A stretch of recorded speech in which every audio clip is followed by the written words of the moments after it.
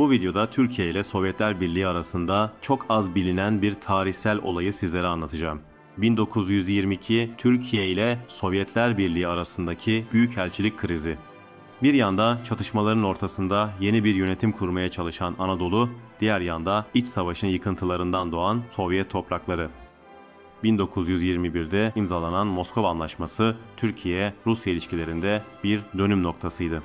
Moskova'daki Büyükelçilik binası 1921'de Sovyet Dışişleri Halk Komiserliği'nin tahsis ettiği bir binadaydı. Elçilik personeli için ana bina yeterli gelmediği için Bolşoya Dimitrovka sokağında ek bir daire tahsis edilmişti.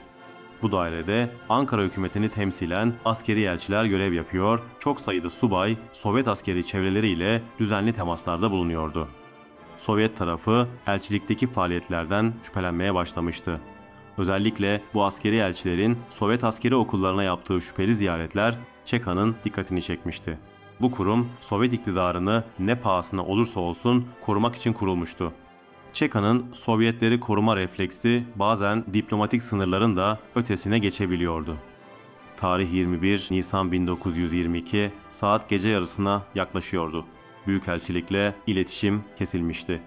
ÇEKA görevlileri Büyükelçilik binasına baskın yapmış, içerideki askeri elçileri yere yatırmış, evraklara ve şifreli belgelere el koymuştu. Sovyet hükümeti elçilikteki bazı belgelerin dış emperyalist güçlerle, özellikle de Polonya ve İngiltere temsilcilikleriyle paylaşıldığı bilgisi almıştı. Casusluk olgusu büyük bir olaydı. Bu sırada Buhara'da ve diğer Sovyet bölgelerinde Enver Paşa'nın liderliğinde faaliyetler yürüten Türk subaylar da tutuklanmıştı. Enver Paşa'nın Sovyetlerde başlattığı ayaklanma Türkiye-Sovyet ilişkilerinin önemli bir kırılma noktası olmuştur.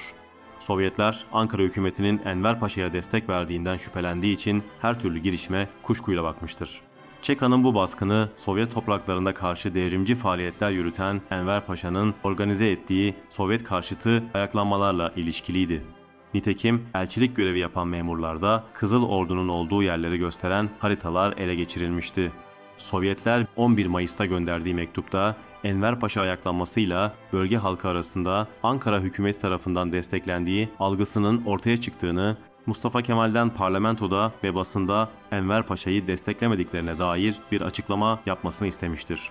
Ali Fuat Cebesoy baskın olayında genel olarak Sovyetleri suçlasa da Siyasi Hatıralar adlı eserinde elçilik görevlilerinin Sovyetlerce suçüstü yakalandığını itiraf etmiştir.